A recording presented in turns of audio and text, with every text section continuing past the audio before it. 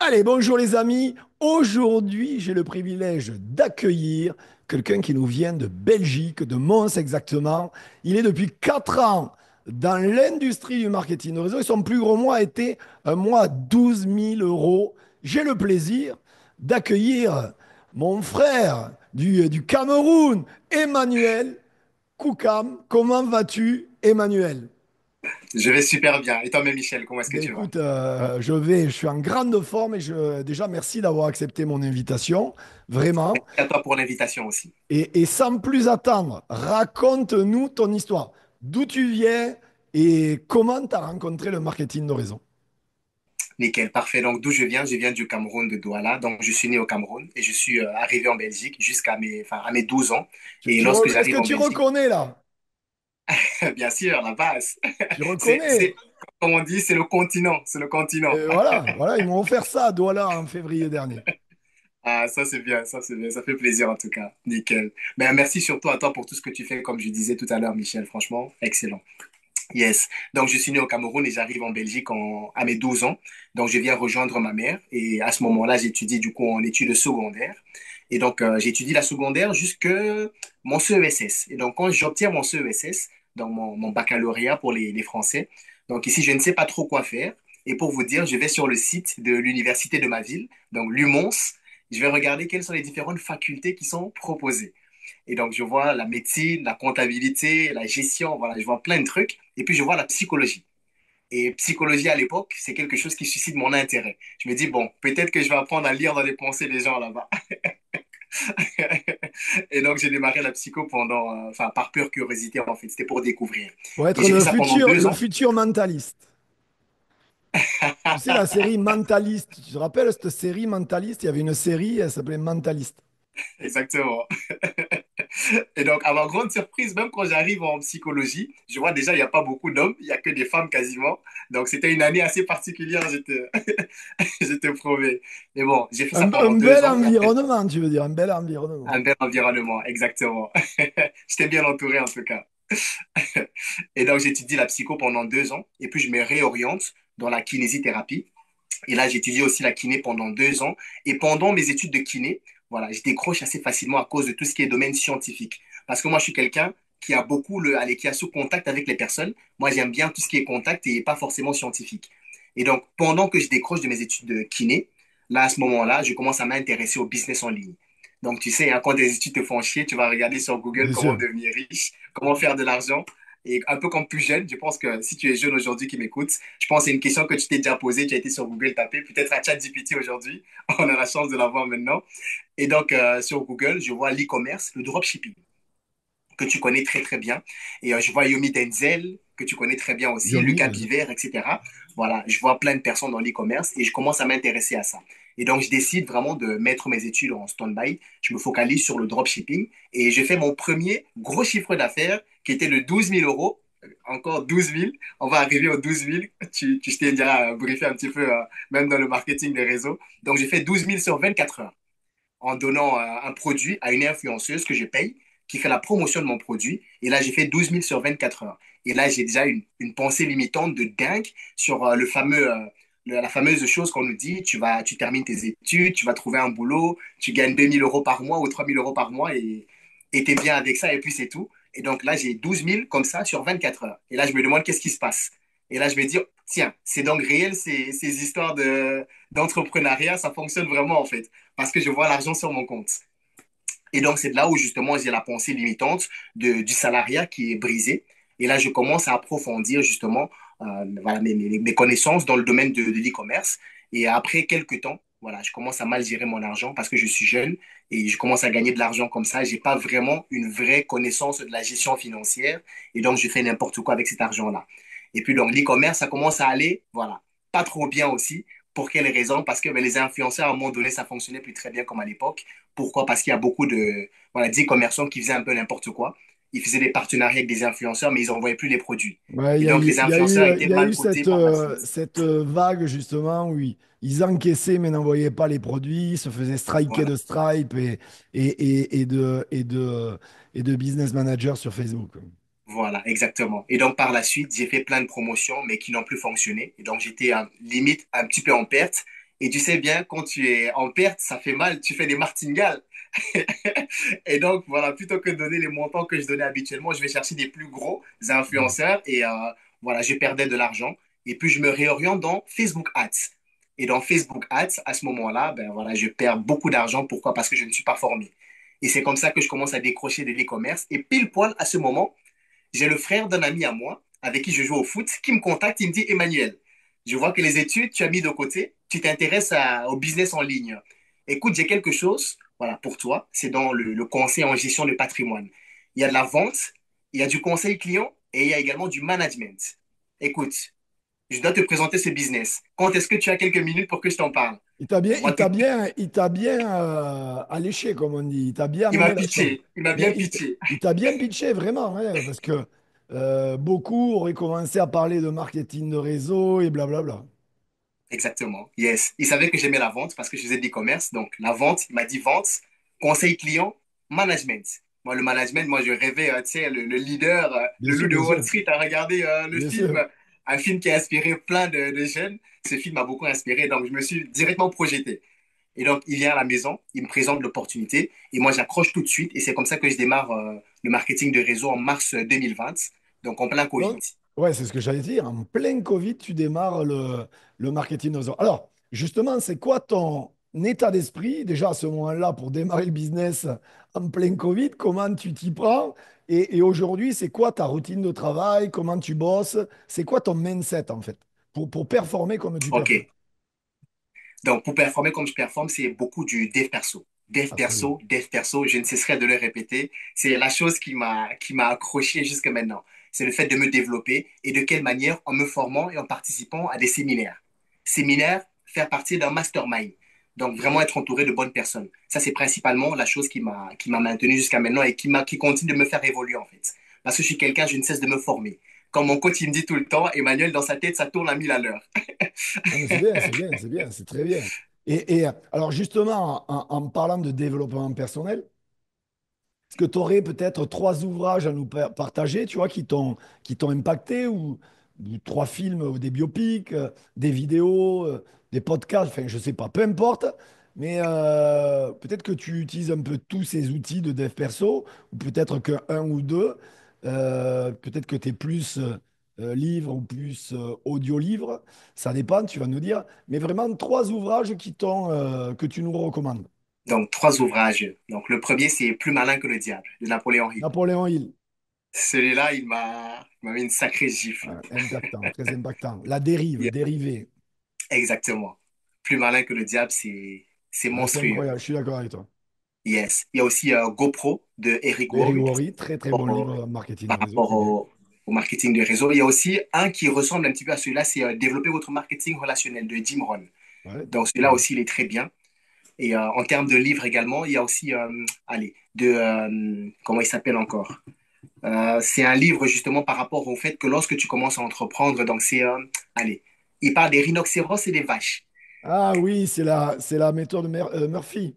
Euh, Voilà, le comité de le Murphy, comité de Murphy. de Ouais. Jerry Clark, Très bien, très bien. Jerry Clark. Ce livre, Incroyable. il m'a mis une de ses claques. Je me suis dit, mais purée, en fait, il t'explique exactement, lorsque tu vas entreprendre, voici ce qui va se passer. Voici les différents démons que tu vas rencontrer. Et voici comment les contourner, ces démons. Ah, Et c'est donc, ce qui vraiment. fait que quand tu vis une situation, mais tu es préparé à la situation et tu sais comment réagir face à ça. Donc, ce livre Exactement. monstrueux. Non, mais je suis d'accord avec toi. Super bouquin, très inspirant, très très puissant. Et toi, comment tu lis tous les jours, tu écoutes des audios tous les jours, quoi. Comment tu fonctionnes? Donc, ce que je fais, bon, la lecture, étant donné que j'aime pas vraiment lire, bon, je pense qu'il y a beaucoup de personnes qui se Il y a retrouvent beaucoup, dans il mon y en a cas. plein comme ça, t'inquiète pas. Et donc, moi, je favorise principalement des livres audio.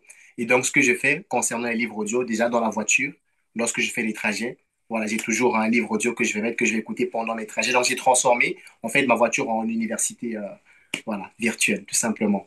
Après, il y a aussi le fait que quand je mange, principalement, je vais écouter un livre audio pendant que je suis en train de manger. Comme ça, je me forme, en fait, continuellement lorsque je fais quelque chose, voilà, qui n'est pas forcément, voilà, productif. J'écoute un livre audio pour me former en même temps.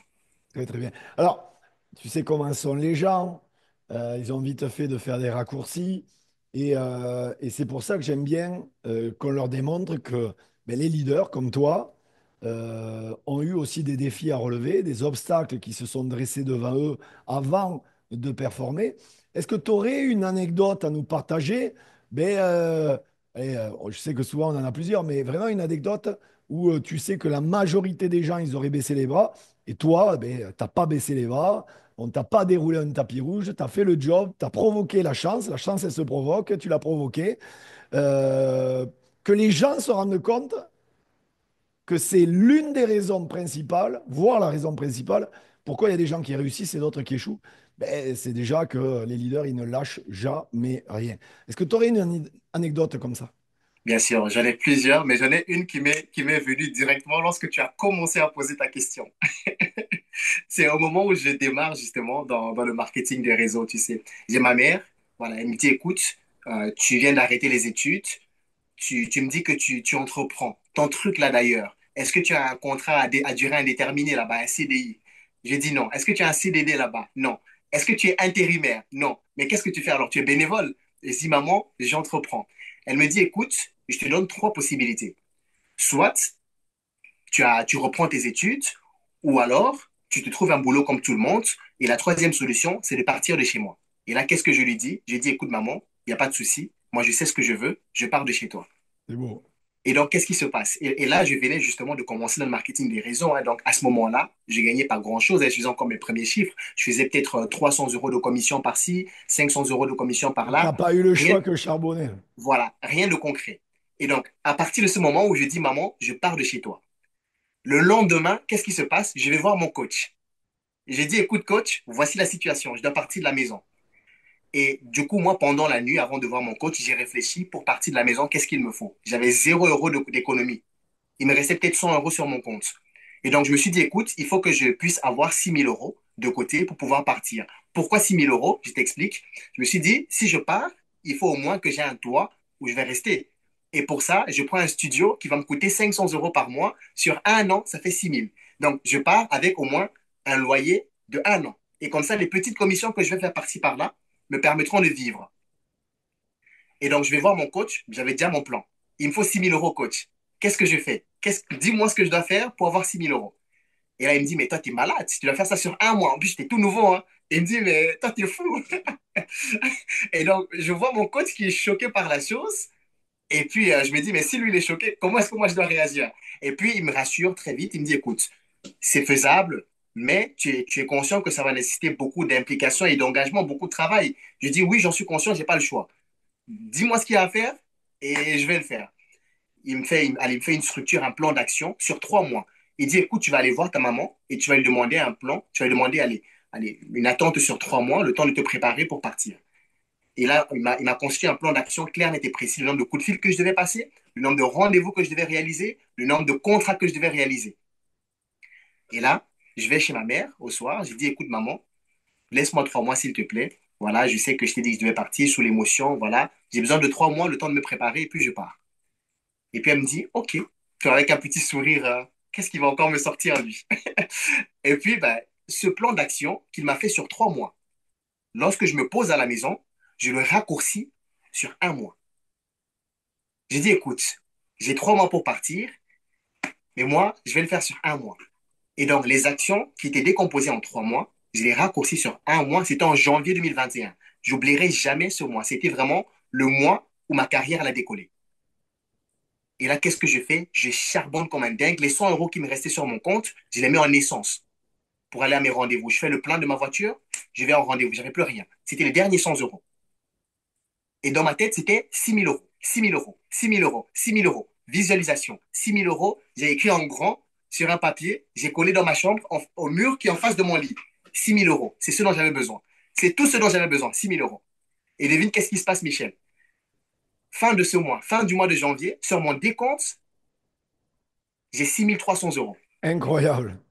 Ouais, parce que t'avais brûlé tes navires, tu t'es pas laissé le choix. Et voilà, le problème, c'est que les gens, quand ils ont un plan B ou un plan A, peu importe, eh bien, ils se laissent le choix. Et c'est facile de dire, mais c'est beaucoup plus dur de faire. Et toi, tu ne t'es pas laissé le choix d'y arriver. Bravo à toi. Et les gens Merci. doivent prendre exemple sur toi. Parce qu'il y a Yes. trop de gens qui parlent et qui ne font pas, qui ne passent pas aux actes. Et toi, tu es vraiment passé aux actes. Incroyable histoire, les amis. Euh, Vraiment, j'espère que vous avez entendu et que vous allez appliquer ce style d'attitude qu'il faut avoir quand on développe un business. Arrêtez de dire des choses que vous ne tenez pas. Faites-le, c'est tout. Passez à l'action, vous ne trouvez pas d'excuses et sortez de votre zone de confort. Emmanuel, toi qui as connu, alors tu n'as pas connu l'avant-Covid, mais tu as connu le pendant-Covid et maintenant l'après-Covid. C'est quoi aujourd'hui ta vision du marketing de réseau et aussi ta vision pour la Belgique, parce que tu es en Belgique, sachant que la Belgique aujourd'hui, je le dis pour les Belges qui vont écouter cette entrevue d'Emmanuel, c'est la deuxième croissance mondiale en marketing de réseau. Donc, si vous êtes belge et vous pensez que ça ne marche pas, revoyez votre copie, ça fonctionne très bien. Mais voilà, c'est quoi ta vision, toi, Emmanuel? Nickel. Au niveau de ma vision, franchement, pour moi, pour toute entreprise, et même, allez, c'est quelque chose que je dirais toujours, tant qu'il y a de l'éthique, il y a de l'éthique dans ce qu'on fait, tant qu'il y a de la formation, il y a de l'innovation et de l'adaptabilité, on est bon. Pour moi, ça ne cessera de croître. Ce sera prospère dans tous les cas. Éthique, formation, innovation, adaptabilité. C'est exactement ça. Alors, avant de terminer cette entrevue, Emmanuel, je vais te poser la question que je pose à tous les leaders que je reçois. C'est la fameuse question sur les trois conseils que tu pourrais partager aux gens qui vont te découvrir aujourd'hui. Et ils vont être des milliers, je le sais, qui sont dans le marketing de réseau, qui n'ont pas encore les résultats qu'ils aimeraient avoir ou qui viennent de découvrir le marketing de réseau. Alors, je sais que des conseils, on pourra en donner des centaines ou des milliers, mais vraiment trois conseils qui te paraissent pertinents aujourd'hui si on veut vraiment avoir des résultats. Nickel. Donc, premièrement, je dirais aller développer une mentalité à long terme. Qu'est-ce que j'entends par là? Mais c'est en passant par le fait de se fixer des objectifs clairs, vraiment objectifs clairs. Ça doit être mensuel, des objectifs sur 3 mois, sur un an. Il faut toujours avoir des objectifs. Parce que les objectifs, en fait, c'est comme le chemin, c'est la direction qu'on veut prendre. S'il n'y a pas d'objectif, ben, on va toujours tourner en rond. Il faut savoir où on va. Ça, c'est la première chose. Se fixer des objectifs clairs, nets et précis. Deuxième chose, il faut se concentrer sur la valeur réelle qu'on apporte. C'est extrêmement important d'apporter de la valeur. Donc, La plutôt valeur qu'aujourd'hui, ajoutée est importante, je suis d'accord avec toi. voilà, la valeur, c'est extrêmement important. Il faut connaître ses produits. Parce que si aujourd'hui, tu ne maîtrises pas tes produits, mais comment veux-tu, bien évidemment, bien les présenter au sein des personnes autour de toi? Donc, il faut maîtriser tes produits. Il faut te concentrer sur la plus-value que tu apportes aux autres. Si tu es focus sur cette plus-value-là, tu feras tout ton nécessaire pour que ces gens puissent te suivre. Tu vas Exactement. dégager une énergie positive. Ça, c'est extrêmement important. Il faut éviter également des promesses irréalistes. Ça, c'est dans le fait d'apporter de la valeur. Il faut être concret. Lorsqu'on dit quelque chose, on doit respecter. Le over-deliver. Donc, apporter plus que ce qu'on a promis, même ça, c'est génial. Ça fait en sorte que les gens nous recommandent encore plus. Ah, Donc, mais la valeur, c'est extrêmement important. et Et la ce que troisième tu dis, chose, ce que tu dis là, c'est absolument vrai. Et apporter plus de valeur en amont aux gens que penser à soi-même en priorité. Et ça exactement. se ressent dans ton personnage que tu es comme ça, vraiment enthousiaste, bonne personne. On ressent en toi une vraie bonne personne. Ça se ressent chez toi. Je pense que d'ailleurs, c'est ton gros point fort, ton enthousiasme. Et d'ailleurs, dites-le moi dans le chat, en commentaire, parce que ça se ressent vraiment, ton énergie. Et on voit que c'est une bonne énergie, que tu es vraiment une belle personne. Merci beaucoup, Michel. Merci. Yes. Et le troisième conseil, du coup, ce sera d'exploiter les bons outils et les bons réseaux. Donc, les bons outils, c'est-à-dire les réseaux sociaux, il faut les utiliser intelligemment. Dans quel sens? Il faut partager du contenu inspirant, éducatif. Ça, c'est extrêmement important. À long terme, c'est quelque chose de bénéfique qui rapportera toujours des prospects, que ce soit pour de la clientèle, pour vendre des produits ou alors pour attirer des futurs collaborateurs, des futurs partenaires. Il faut que notre entourage puisse nous voir comme des experts, des personnes de référence, comme une source d'inspiration. Ça, c'est extrêmement important. Et il faut également s'entourer de bonnes personnes. Il faut avoir un entourage, justement, constructif, des personnes qui sont là, qui sont positives, qui sont là pour nous tirer vers le haut. Et pas, donc, il faut être entouré de personnes. L'environnement est la L'environnement, c'est clé du extrêmement truc. important. Comme on dit, tu as la somme des 5 personnes qui t'entourent. Et aussi, le Exactement. petit bonus, c'est d'être soi-même. Extrêmement important. Authentique, le mot le plus Authentique. recherché sur Google aux États-Unis en 2023, les amis. Les gens en ont marre de tout ce qui est surjoué, blablabla. Et en termes d'authenticité, Emmanuel, tu es un vrai exemple à suivre parce qu'on a envie de te suivre quand on te rencontre et quand on t'écoute. C'était les amis Emmanuel Koukam. Je vais mettre en description son contact. N'hésitez pas à prendre contact avec lui, il se fera un plaisir d'y répondre. Les amis, likez cette vidéo, partagez cette vidéo dans toutes vos équipes et puis commentez massivement. Et puis, très important, abonnez-vous à ma chaîne, vous serez bénis sur 10 générations. Emmanuel, merci beaucoup vraiment pour toute cette valeur ajoutée, vraiment. Merci également à toi, Michel, pour Et l'invitation. les, et les amis, à très bientôt. Bye bye.